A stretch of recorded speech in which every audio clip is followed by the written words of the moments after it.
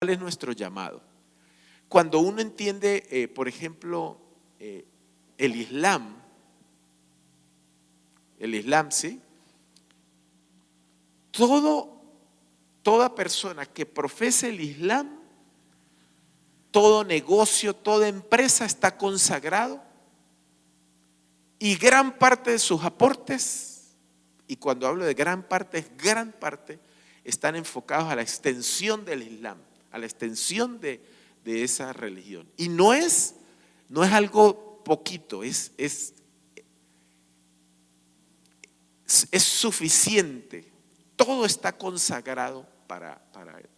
Cuando uno ve los chinos que no conocen al Señor, porque la iglesia más grande del mundo está en China, la mayoría de los negocios, por no decir todos, los negocios de los chinos están orientados y consagrados a su creencia y a su religión.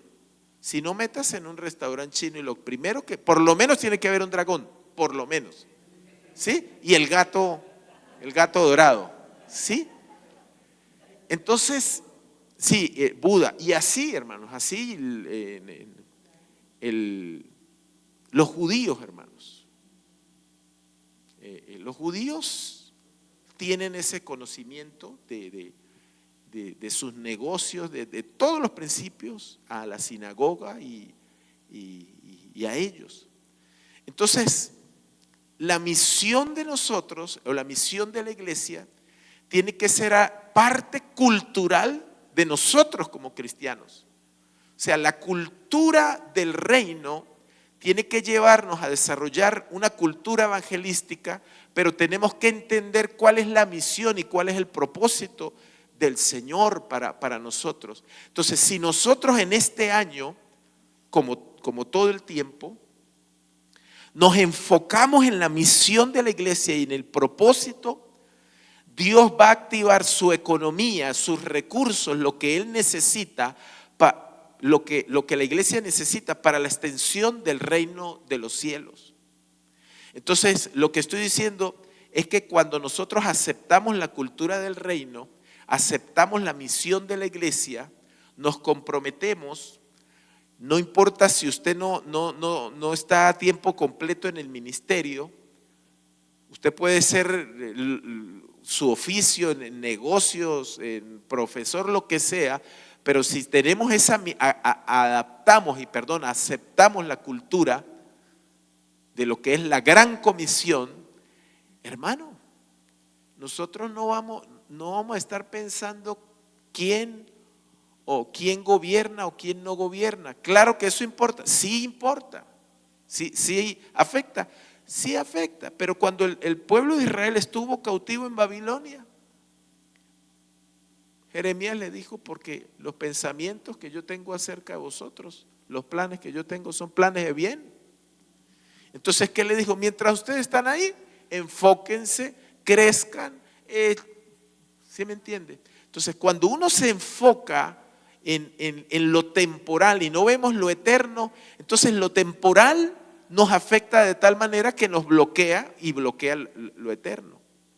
¿Sí me hago entender con esto, hermanos? Entonces yo quiero hablar en esta mañana acerca de la misión de la iglesia, que me gasté sopo 200 minutos. Y vamos a leer Mateo 28, 16.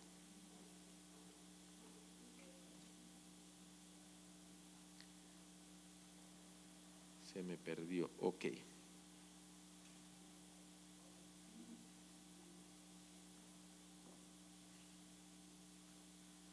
Mateo 28, 16 dice así: pero los 11 discípulos se fueron a Galilea, al monte donde Jesús les había ordenado, y cuando le vieron, le adoraron. Pero algunos dudaban. Estoy en esta, Mateo 28, 16 en adelante, ¿sí? Pero cuando le vieron, ¿qué dice? Le adoraron. Entonces, veamos lo siguiente en este punto de Mateo 28, de cuál es la misión de la iglesia. Una iglesia que no tiene una visión correcta del Señor, una visión correcta de sus propósitos, de sus principios, no puede contemplarlo. Si no lo ve a Él, no lo puede adorar. Entonces, la conexión con el Padre, la visión correcta, produce una adoración correcta. Y esta adoración correcta desata el llamado, desata la gran comisión. Es lo mismo, la gran comisión está en Isaías 6. Cuando dice Isaías, en el año que murió el rey Usías. Imagínense ese alboroto. Se murió el rey. Imagínense que pase esto aquí. En el año tal, un alboroto de muerte. Dice, yo vi al Señor. Y lo vi allá en el templo y lo adoré y los ángeles cantaban santo. Entonces aquí hay un principio que se repite de la gran comisión y luego dice, Jesús se acercó y les habló diciendo, toda potestad me es dado en el cielo y en la tierra. Por tanto, id y haced discípulos a todas las naciones, bautizándolos en el nombre del Padre, del Hijo y del Espíritu Santo, enseñándoles que guarden todas las cosas que os he mandado. Y aquí yo estoy con vosotros todos los días hasta el fin.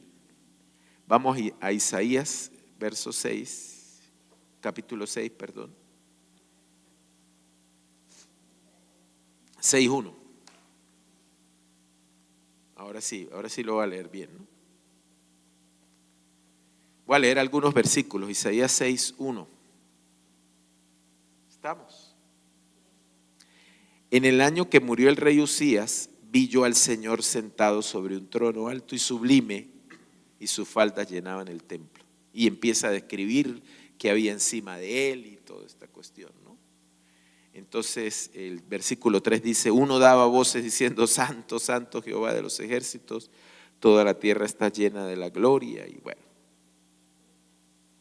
ve al Señor y ve que hay adoración. Entonces la cultura evangelística está relacionada a la casa de oración. Por eso estamos hablando de casa de oración, cultura evangelística y relaciones de pacto. Todo esto va relacionado, ¿no? Entonces, cuando hay un establecimiento de la casa de oración, los principios de oración, hermanos, surge la gran comisión, surge el llamado y dice la palabra del Señor. En el versículo 5 dice, ay de mí que soy muerto porque siendo hombre inmundo de labios. Entonces él reconoce, hay algo que trae la santidad del Señor y la oración, que es convencimiento de nuestro estado espiritual. Y en este caso, él dice, no, yo estoy mal, soy impío, hablo mal. Sin embargo, el versículo 8 dice, después oí la voz del Señor que decía, ¿a quién enviaré?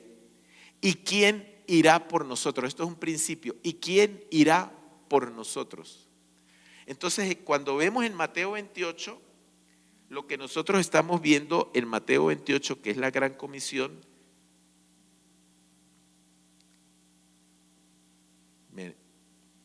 la gran comisión implica el llamado, el propósito y el destino para la cual Cristo resucitó de entre los muertos, le vemos, le adoramos. Entonces, cuando vemos Mateo 28, quizás el pasaje más importante en lo que se refiere a nuestra misión como iglesia y como discípulos del Señor, ¿no? Entonces,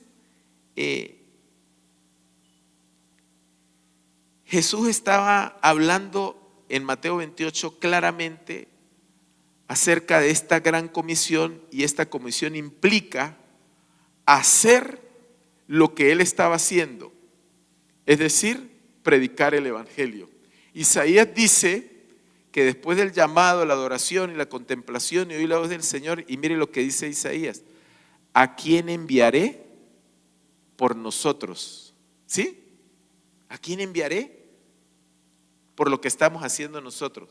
Es decir, la gran comisión es la obra que comenzó Jesús, pero ahora ha sido comisionada y somos ahora enviados con la autoridad y con el poder mismo que viene de Dios y que estuvo en Jesús para hacer su obra. Es decir, la gran comisión es la continuación de lo que Él nos dejó en Mateo 28 para hacer. Y como Hechos 10:38 dice que Dios había ungido con el Espíritu Santo y con poder a Jesús de Nazaret, y como este anduvo haciendo bienes y sanando a todos los oprimidos por el diablo, porque Dios estaba con él. Entonces la gran comisión implica que estamos acompañados de la mano del Señor, somos comisionados por Él y somos dotados de su poder y de autoridad para hacer su obra. Amén.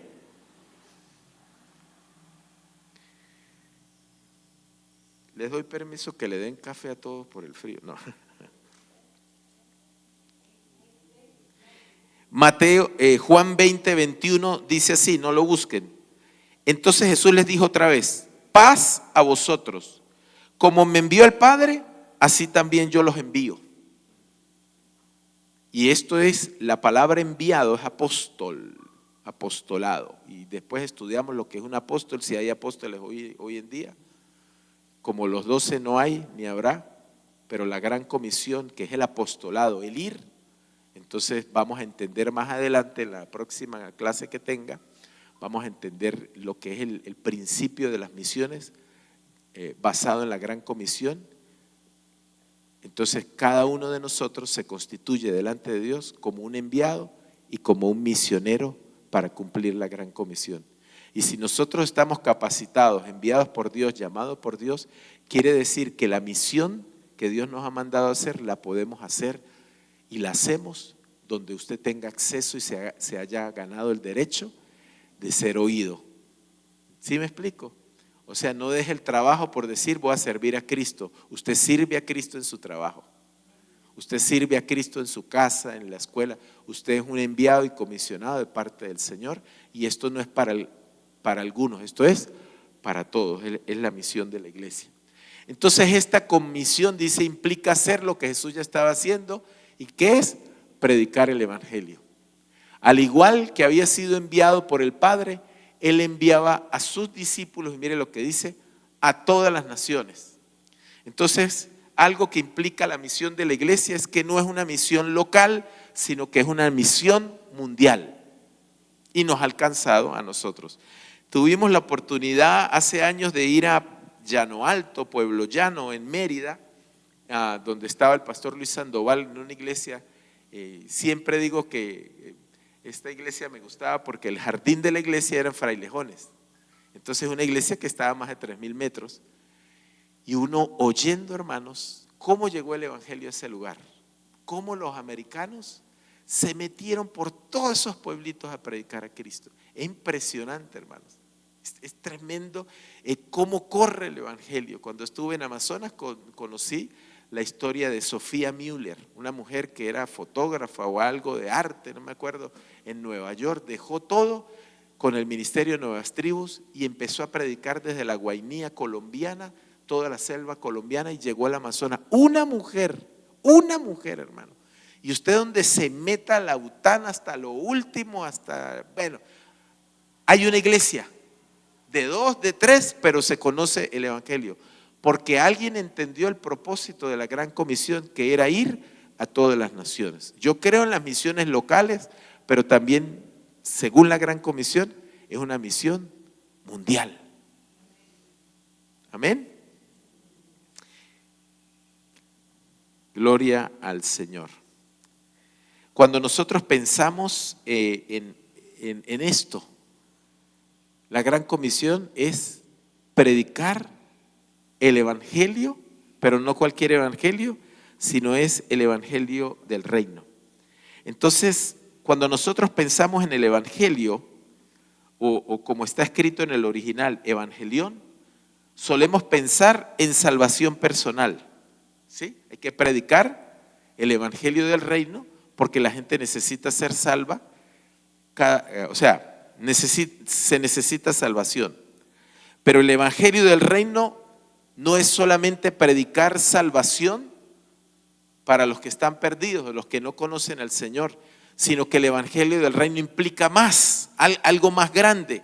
Entonces, la verdad que el evangelio del reino es el punto de entrada en el reino de Dios para todos los seres humanos y para que el deseo de Dios de la restauración de todas las cosas del cielo en la tierra se cumplan. O sea, predicar el evangelio del reino va más allá de simplemente, y no, con simple no es porque sea simple, predicar arrepiéntese y reciba a Cristo, sino que la predicación en lo personal, sino que la predicación del reino incluye más allá, es la restauración del reino de Dios aquí en la tierra. Y parte de esa restauración son los seres humanos que necesitan arrepentirse e ir al Señor. Pero el plan de Dios va más allá que alcanzar salvación. Es traer el cielo literalmente aquí a la tierra. Y de eso lo vamos a ir estudiando, ¿no? Entonces, dice, tenemos una autoridad que nos ha dado, que procede del Señor y se fundamenta en la palabra y se basa en el envío del Hijo por parte del Padre. Somos enviados porque Cristo fue enviado y vamos en su nombre y vamos bajo su autoridad. Entonces, siga la otra laminita. Ok,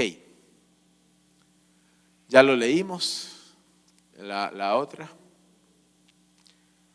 Ahora la pregunta está, ¿qué es el evangelio? Porque hay que predicar el evangelio. Y el concepto que nosotros tenemos del evangelio puede estar limitado a lo que a mí me predicaron y a mí me enseñaron en mi iglesia, porque mi iglesia es así, yo no consigo y tengo problemas porque yo no consigo una iglesia igual a la que donde yo me crié, ¿no? Eso lo hemos conversado con él. Ay, yo sí extraño Unidos para Cristo. Yo digo, no, mano, madure y conéctese en una casa espiritual. Entonces, para ustedes, ¿qué es evangelio? Quiero preguntarles en esta mañana, ¿qué es evangelio? Las buenas noticias. Pero ¿cuáles son esas buenas noticias? Pasión, ¿verdad? Cuando pensamos en el evangelio, evangelión, solamente solemos pensar en una salvación personal, pero realmente el evangelio va mucho más allá. También se describe, el evangelio no es solamente evangelio, sino evangelio del reino, ¿no? No es solamente evangelio, que es buenas noticias, ¿no? Salvación personal, sino le añade otra parte, evangelio del reino, ¿no? Mateo 24 lo dice también, dice Mateo 5:35, predicando el evangelio del reino. Mateo 13:19, la palabra del reino. Mateo 24 dice que antes que venga el fin será predicado el evangelio del reino. Entonces la cuestión está es qué evangelio nosotros tenemos que predicar, ¿no? Porque el evangelio, por ejemplo, cuando yo hice hace más de 14 años, hicimos muchos viajes misioneros al llano y nos metimos por allá donde no hay luz, ¿okay? No hay electricidad. Me contaba el pastor de esa zona, pastor, yo casi dejo el evangelio, porque el evangelio de que a mí me formaron y tenía un nombre esa organización y era así todo muy duro, muy estricto, muy fuerte. No estudie, no se case, no haga nada porque viene Cristo y todo lo que usted ha logrado aquí en la tierra lo va a perder. Y entonces yo no estudié, no me preparé, porque ese fue el evangelio que a mí me predicaron. Es decir, hay muchos evangelios y la Biblia dice que si alguien predica un evangelio diferente, entonces quiere decir que hay varias predicaciones y hay varios énfasis y enfoques del evangelio. Entonces, pero la Biblia nos habla del evangelio del reino. ¿Y qué implica el evangelio del reino? Vamos a ver siete características del evangelio del reino. Ana Ru. El evangelio del reino implica primero salvación, perdón de pecados, vida a través del arrepentimiento y la fe en la crucifixión y resurrección de Jesús. Y uno lee eso y dice, bueno, con esto sobra y basta, con eso, o basta y sobra, perdón. Pero el Evangelio del Reino también implica bautismo en el Espíritu Santo, ser lleno del poder y la presencia de Dios, produce frutos de carácter, los dones espirituales o carismáticos en la vida del cristiano. 3, el Evangelio del Reino produce vida en santidad, vivir como un discípulo dedicado de Jesús, incluyendo la obediencia a las Escrituras y los valores de integridad y lealtad. Entonces el Evangelio va mucho más allá, tiene que ver con formación. Y voy a hacer un stop para que nosotros busquemos en Juan, Juan capítulo 3, Jesús y Nicodemo. Juan capítulo 3, versículo 2 dice, vamos a leer desde el 1. Había un hombre de los fariseos que se llamaba Nicodemo, un principal entre los judíos. Cuando la Biblia habla de un principal entre los judíos, era un príncipe, porque era uno de los 50 o 70 miembros del Sanedril, que eran considerados principales, pero era la casta religiosa, pero a su vez era el principal, tiene que ver con los que gobiernan, o sea, no era cualquier persona. Este vino a Jesús de noche y le dijo: Rabí, sabemos que has venido de Dios como maestro, porque nadie puede hacer señales como las que tú haces si Dios no está con él. Respondió Jesús y le dijo: de cierto os digo, que el que no naciere de nuevo no puede, ¿qué? Ver el reino de Dios. Jesús de una vez le predica del reino. Es el reino, ¿no? Entonces la primera observación que Jesús habla del nuevo nacimiento y de la predicación del evangelio es que el que no nace de nuevo no puede ver el reino. Sigamos, versículo 4. Nicodemo le dijo: ¿cómo puede un hombre siendo viejo? ¿Cómo puede un hombre nacer siendo viejo? ¿Puede acaso entrar por segunda vez en el vientre de su madre y nacer? Respondió Jesús y dijo: de cierto, te digo, que el que no naciere de agua y del Espíritu no puede entrar en el reino de Dios. Lo que es nacido de la carne, carne es, y lo que es nacido del Espíritu, Espíritu es. Dice: no te maravilles de que dije, o es necesario nacer de nuevo. Entonces, mire, ahí hay dos implicaciones del Evangelio del Reino, que es, dice, si no nace de nuevo no puede ver. Pero luego viene otra parte, la parte B. Ahora, no hay dos nuevos nacimientos, porque Jesús lo dijo: lo que es nacido de carne, carne es. Si usted nació en la carne, si usted nació bonito, eso nadie se lo quita. Si usted es feíto, no. Ahí.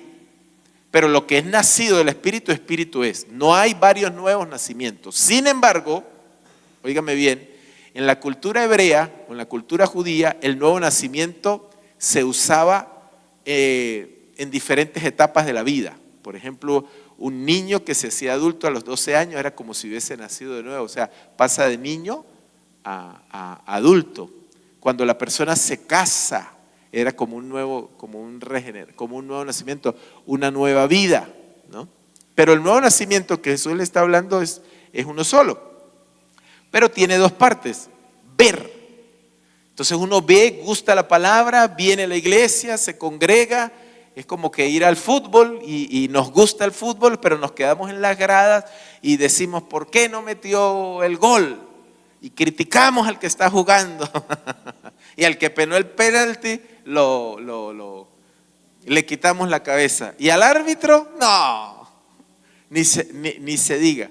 Entonces el ver el reino son aquellas personas, o podemos estar, que nos gustamos la palabra, vamos, nos congregamos, pero luego habla de otra parte que dice: ahora tienes que entrar, o sea, tienes que participar. Ahora ya no vas a ser solamente el que está en las gradas, lo cual es bueno, porque gracias a eso los que están en las gradas, ellos pagan la entrada y se financia el equipo, y otros van un poquito más allá de los que están en las barras y hacen X cantidad de cuestiones y sacrificios. Y cuando hay que, por el Deportivo Táchira, por ejemplo, la rifa del Deportivo Táchira, no estoy hablando de la rifa, sino estoy hablando de lo que es, todos participan en aquello. Pero los jugadores es otra cosa. Entonces, participar, dice, entrar en el reino de Dios. En estos días alguien decía, hablando del reino, que la predicación del evangelio no solamente implica lo que nosotros creemos, las doctrinas que recibimos, sino aquello que se vuelve práctico en nuestras vidas. Entonces, ella hacía, esta hermana hacía una pregunta y se los hago a ustedes. Se dice que diariamente nosotros tenemos que tomar ¿cuántos litros de agua? 8 vasos, ¿sí? Yo me voy a tomar el mío porque no voy a predicar algo que no esté viviendo.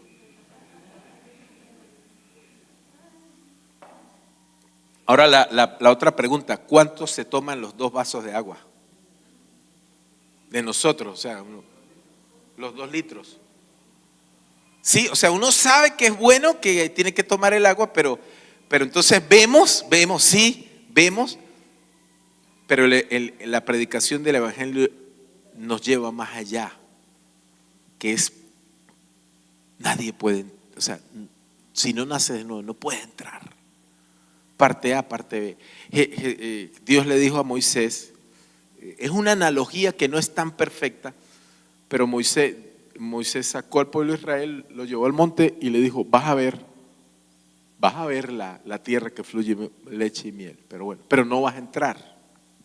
Eso no quiere decir que perdió su salvación, no, imagínense Moisés, no me va a meter con él. Entonces, hermanos, la gran comisión es ver el reino, ¿sí? Es amar el reino, es apoyar el reino, pero también es entrar y ser participantes y activos de esta gran comisión. ¿Ok? Seguimos. Justicia social. ¿Qué es el evangelio del reino? ¿Qué implica justicia social? Cambiar el mundo y la sociedad que nos rodea para mejor a través de la influencia de los principios divinos y el poder espiritual. Eso lo podemos hablar más adelante. ¿Cuál es la misión de la iglesia y qué tienen que hacer los misioneros? Si nuestra prioridad es obra social o la predicación del evangelio, o qué va primero, qué hay más apertura. Eso es un debate a nivel de misiones que ha estado por años, de los congresos misioneros. Entonces hay misioneros que se enfocan primero a la obra social y luego predican el evangelio, pero muchos se murieron sin predicar el evangelio y haciendo obra social. Entonces eso hay que estudiarlo, eso hay que verlo. Por eso este año tenemos que crecer en esa cultura, ¿ok?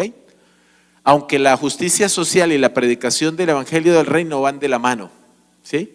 Ok, seguimos. Iglesia de Israel, trabajar por un cumplimiento histórico, la restauración y la unidad tanto de la iglesia como de Israel para preparar así el camino para la venida de Jesús o Yeshua.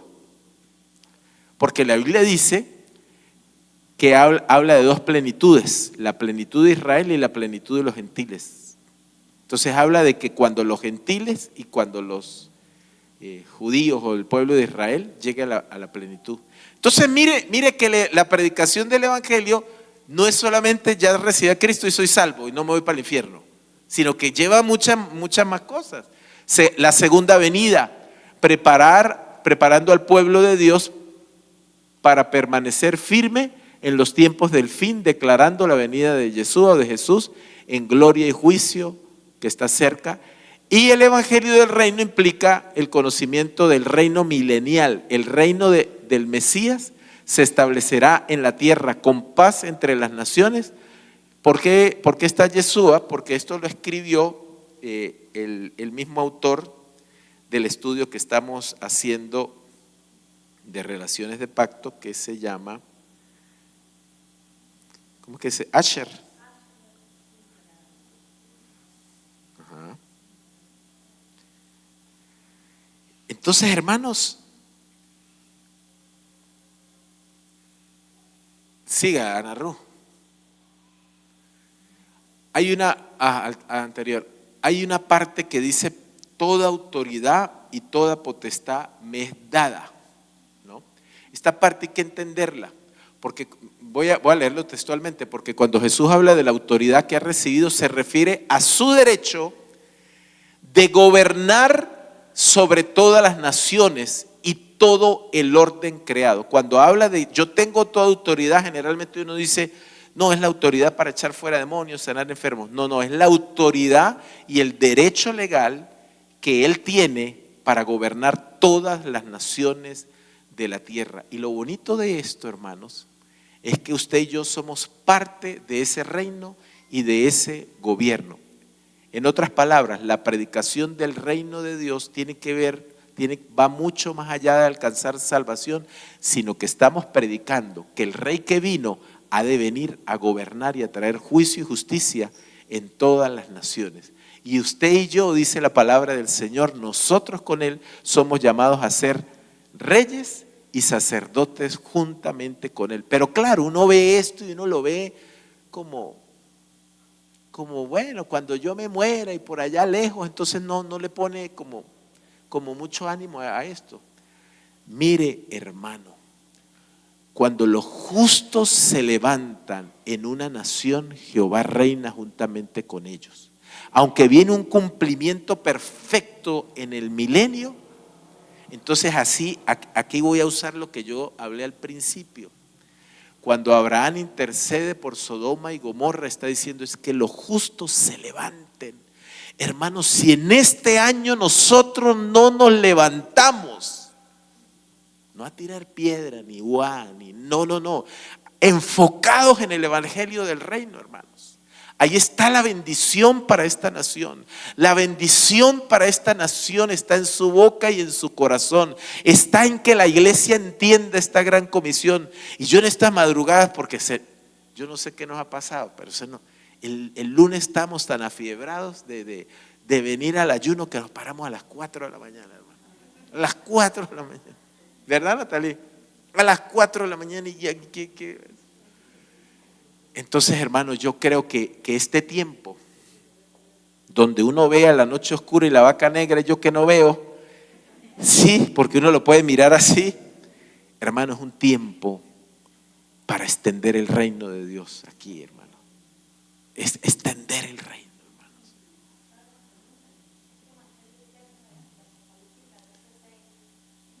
hermanos. El evangelio eterno. Porque fue el mismo que predicaron los apóstoles, los profetas, el Génesis 3:15, el evangelio eterno. O sea, el evangelio no nace en Mateo.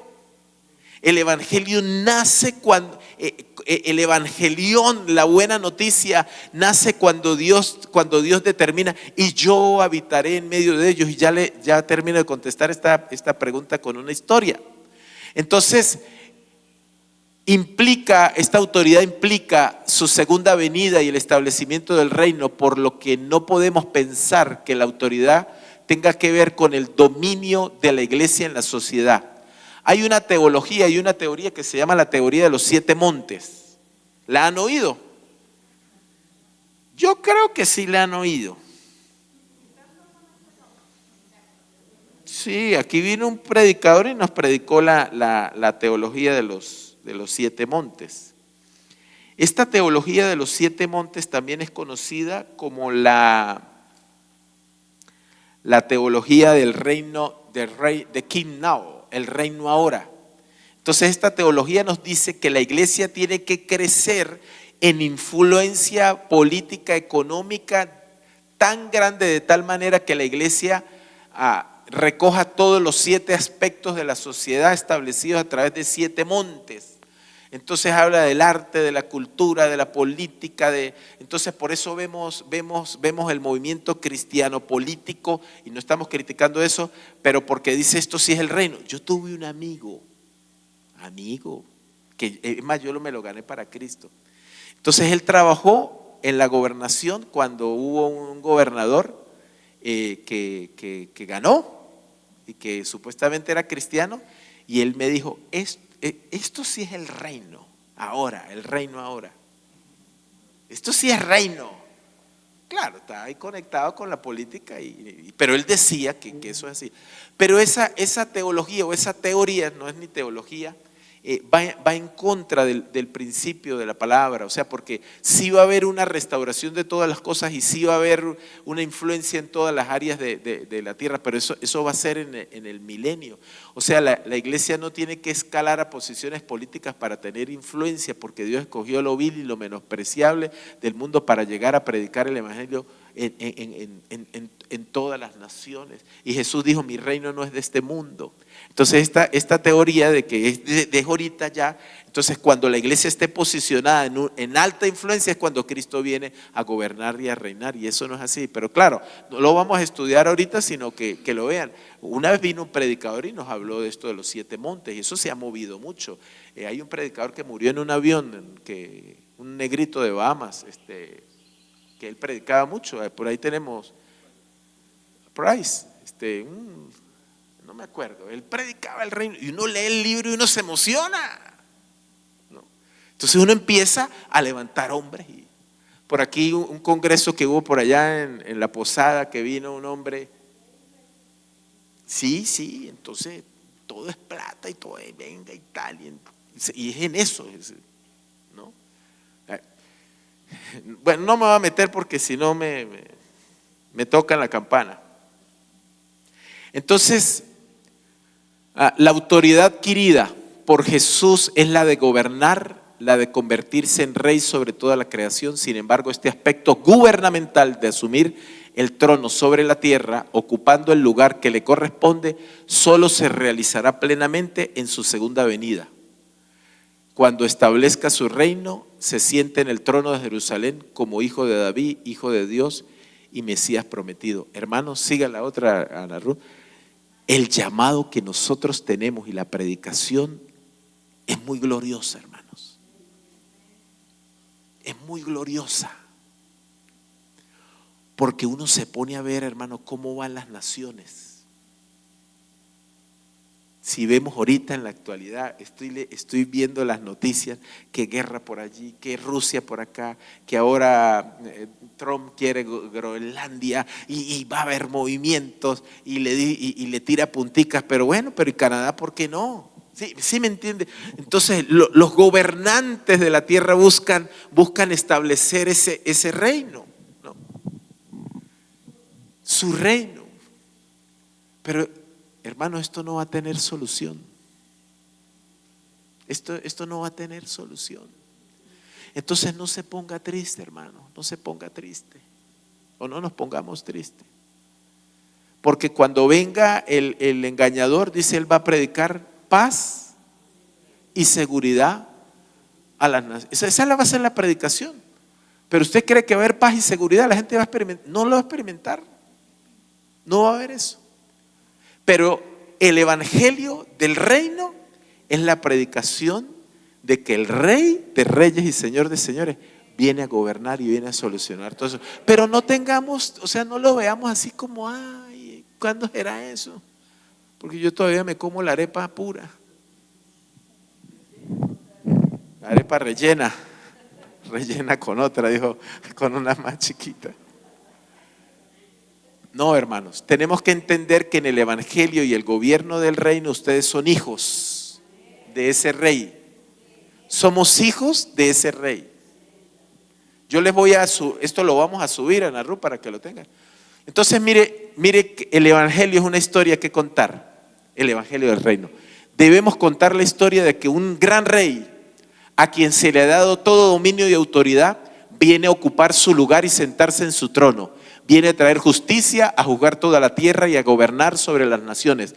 Pero antes de su regreso, a causa de su juicio, propone un pacto. Quiere extender su mano en amnistía a los que quieren rechazar las tinieblas y el imperio del enemigo, ofreciendo el perdón a todos los que pongan su confianza en él, viviendo un estilo de vida acorde con su reino. Es una historia que contar. Ese es el evangelio del reino. El rey que viene, nosotros estamos predicando, es el rey que viene, ofrece una amnistía y rechacen al reino del enemigo. Porque Jesús dijo, viene el príncipe de este mundo, el cual nada tiene que ver en mí. En mí nada tiene. Seguimos, Ana Ru. Entonces la gran comisión de ir y hacer discípulos a todas las naciones, viene la otra parte, que es hacer discípulos. Mire esto que dice, el ir de Jesús no está relacionado con una acción o movimiento estratégico que los discípulos deban hacer. Porque eso es lo que nos ha frenado un poco. O sea, no predicamos, no evangelizamos porque no, en la iglesia no hay salidas evangelísticas. No hay campañas, hay que hacer una campaña. No. Lo que Jesús está diciendo es que en los procesos cotidianos de la vida diaria, a medida que se extienden, donde está pegado, ¿no? Donde quiera que estén, deben trabajar para difundir el evangelio. Y yo les estaba repitiendo una estadística actual que dice lo siguiente: actualmente, en esta temporada, el 95% de las conversiones que hay es a través de amistades, de un amigo, de un compañero de trabajo, de alguien que trabaja en lo que usted trabaja, de alguien que hace lo que usted hace, de alguien allegado a usted, familiar, primo, por decir así, compañero de trabajo, amigo, conocido en la calle. El 95% de las personas que llegan al Señor es así. Escasamente el 5% vienen de actividades, campañas, salidas evangelísticas. Eso lo hemos visto aquí en la iglesia.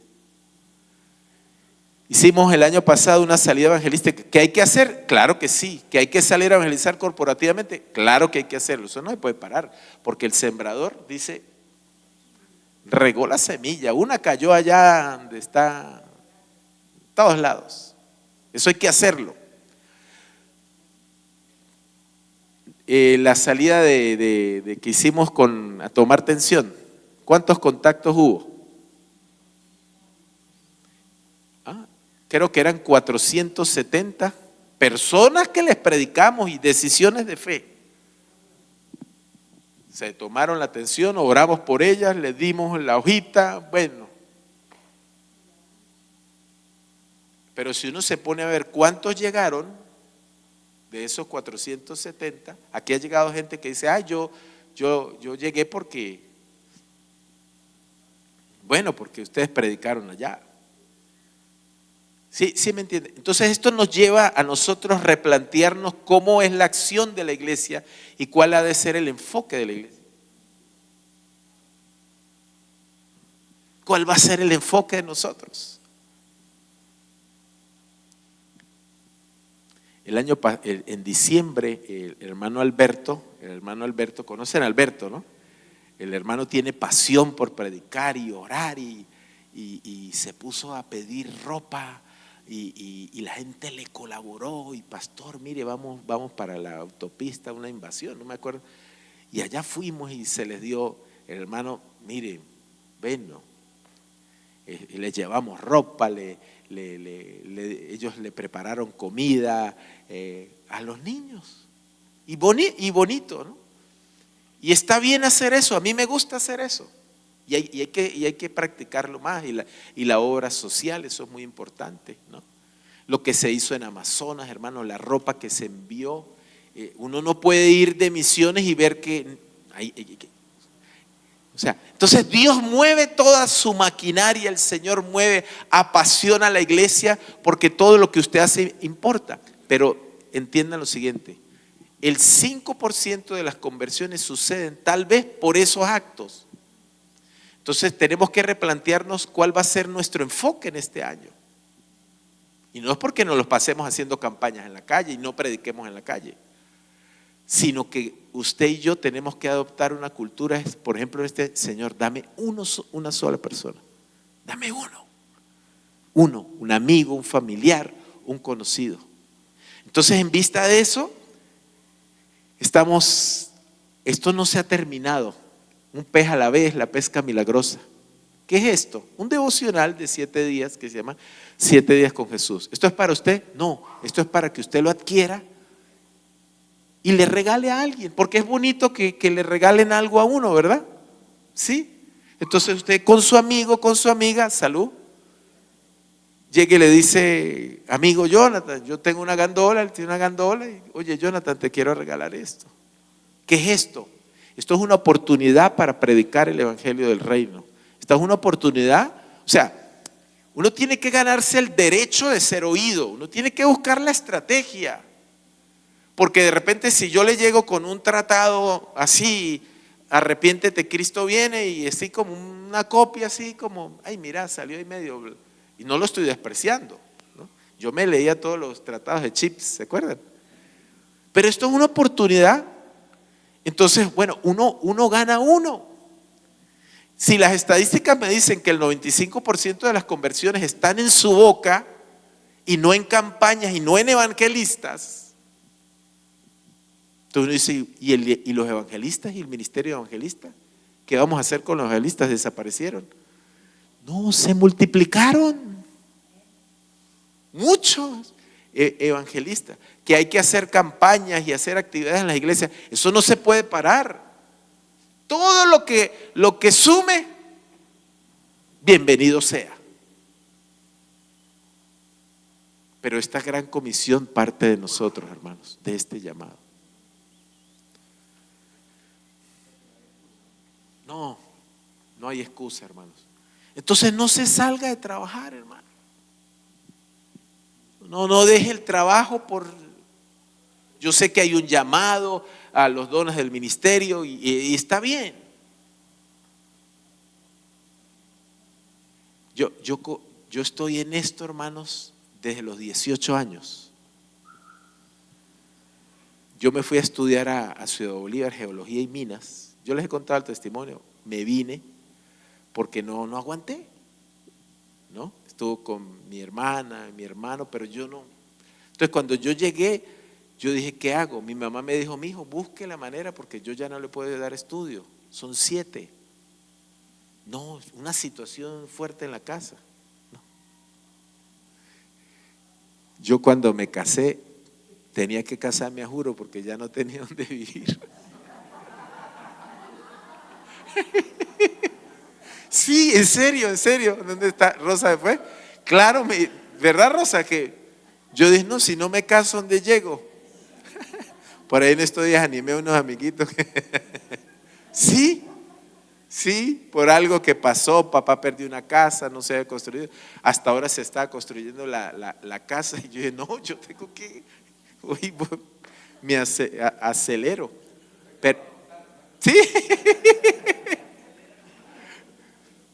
Y entonces, pero cuando yo me vine de Bolívar y eso, yo dije: Señor, ¿qué hago? ¿Sabe qué? Yo nací en esta iglesia, Unidos para Cristo, estaba el pastor Luis Sandoval, pero yo me despedí, yo dije: me voy y todo, y después yo llego con las maletas otra vez. A mí me dio pena, pero nosotros estudiábamos con los misioneros en el Instituto Bíblico Palabra de Vida y ellos están abriendo una iglesia en San Cristóbal y la misionera me dijo: necesito ayuda. ¿Usted está dispuesto? Sí. Pero nosotros no le podemos pagar, ¿no? Nosotros no le podemos pagar. Y bueno, no importa. Algo vamos a hacer. Hermano, eso fue tremendo, eso fue escuela para nosotros. Yo me acuerdo almuerzos que comía de arroz puro o puro arroz, de lo puro. Sí. A veces el almuerzo era pepitos, pero no era porque los misioneros eran malos, hermanos, no era, sino uno tiene que pasar procesos y sufrir penalidades y esto. Y me acuerdo que a mí los días más duros para mí eran los viernes. ¿Conocen las lomas? Las lomas, donde está la esquina de las lomas, está Pelizari, al lado había un banco, ahorita es una panadería. Esa era la iglesia Palabra de Vida, donde estaba Banco Caribe y toda esa cuestión. Si ustedes pasan ahorita, hay una panadería. Hermanos, eso tenía una mezanina, yo creo que era como esto de grande, no sé, tal vez un poco más. Todos los viernes la aspiradora se me quedaba chiquitica. Y mi trabajo en la iglesia era ser músico, maestro de niños, y limpiar. Y sin sueldo. Entonces la misionera vio la fidelidad y me dijo lo siguiente: póngase fe por su sueldo. Y me acuerdo que en esa época eran los billetes, ¿se acuerdan? Los billetes chiquiticos de 2 bolívares, de 1 bolívar. ¿Los qué? Chiquiticos. No tenía un sueldo. A mí la primera ofrenda, yo no sé por qué estoy contando esto, la primera ofrenda que a mí me dieron la primera vez, después de haber servido al Señor, ya estábamos casados y toda esa cuestión, fue una vez que fuimos a predicar en Mérida, donde Luis Sandoval. Fuimos varios, pero yo no sé qué fue, yo no me acuerdo qué fue lo que prediqué. Yo sé que terminé la predicación y eso terminaron llorando y abrazándose y pidiéndose perdón y dándose golpe de pecho no.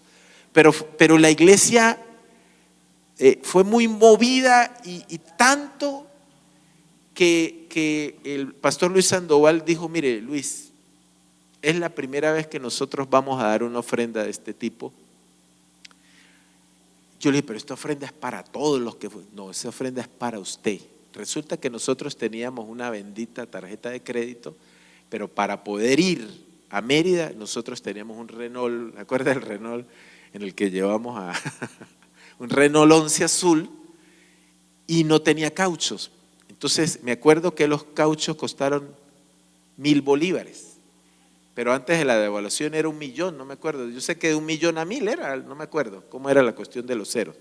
La cuestión fue que compramos los cauchos con tarjeta de crédito para poder ir. Nadie nos estaba mandando, o sea, la iglesia era parte del instituto que hacíamos aquí, pero nadie me dijo que iba a hacer eso. O sea, cada quien tenía que financiarse su ida.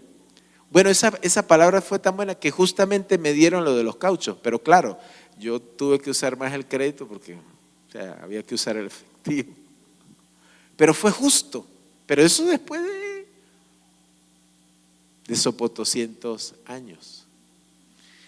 Entonces, y yo me casé y bueno, y los muchachos y la casa, y trabajaba medio tiempo. Una vez trabajaba medio tiempo en una carpintería y medio tiempo en la iglesia Palabra de Vida, y así duré años. Y siendo músico, todos los domingos. Entonces hay un proceso, hay un llamado.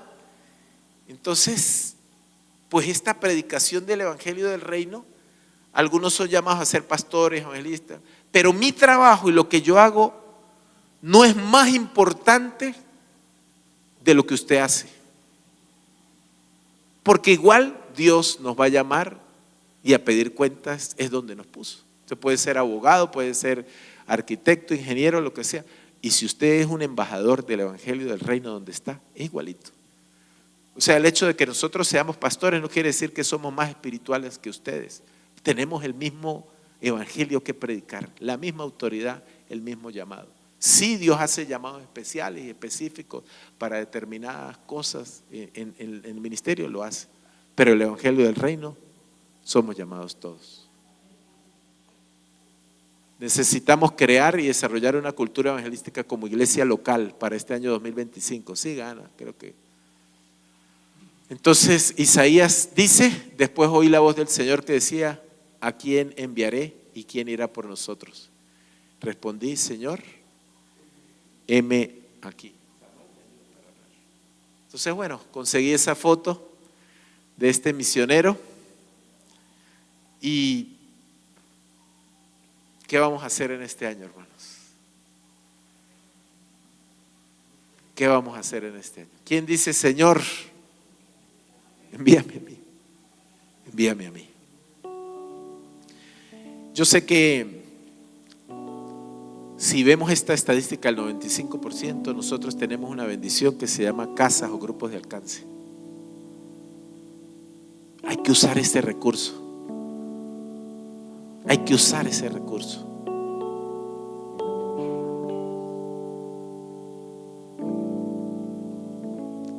Bueno, hoy empezamos con hoy hay MEP, ¿sí, Vanessa? Hoy hay MEP. Entonces, si vemos los grupos de alcance como centros misioneros en diferentes barrios, si los miramos así, pero también los vemos como lugares de reunión, de compañerismo, de hermandad,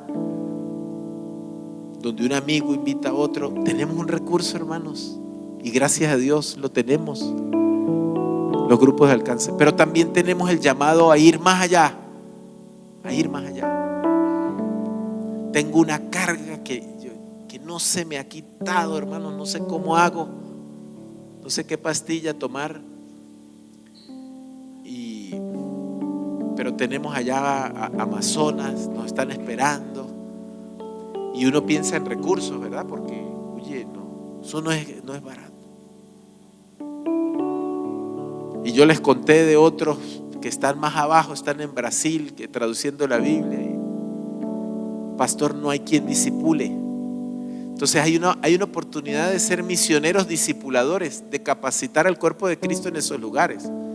Entonces hay todo eso y yo digo, Señor, ¿y cómo hacemos? Y cuando uno mira los recursos que uno tiene, no, yo a veces me siento así como, ay, Dios mío, y yo a ver, yo no sé si es que uno como que se mete en lo que pero como el evangelio del reino gira a todas las naciones, y yo digo, bueno, Señor, todavía no hemos llegado a otras naciones. Y los pastor, envíeme un misionero. ¿Cuánto? Bueno, unos 6 meses. De repente uno se puede emocionar, ¿no? Yo voy, sí. Pero uno dice, entonces la iglesia lo envía, porque vamos a hablar de eso. ¿Quién envía a quién? ¿De dónde nacen los misiones? ¿De dónde nacen los misiones? ¿De dónde nacen los misioneros? ¿Son grupos ajenos, extraños y movimientos que vienen de otras naciones y que se valen de la iglesia local para hacer misiones? ¿O realmente el orden de Dios es diferente? Según la Biblia, los misiones y los misioneros nacen de la iglesia local y son enviados por la iglesia local y son comisionados y sustentados por la iglesia local. No es un grupo de personas que llegan basados en una fundación o algo para hacer misiones. Ahora vamos a entender esto y por eso necesitamos en este año 2025 crear y crecer en esta cultura misionera y entender esto, porque es un llamado de nosotros, hermanos, es un llamado para nosotros. Entonces, ¿están solos? Entonces yo me acuerdo que Natalie, nosotros, ¿se acuerda cuando fuimos al Congreso Misionero? Yo estoy hablando mucho, pero todavía tengo el Congreso Misionero. ¿Se acuerda? Nosotros no éramos novios, ¿no? No, ella me picaba el ojo pero yo no. Ana, si quiere corte, Dios me le bendiga.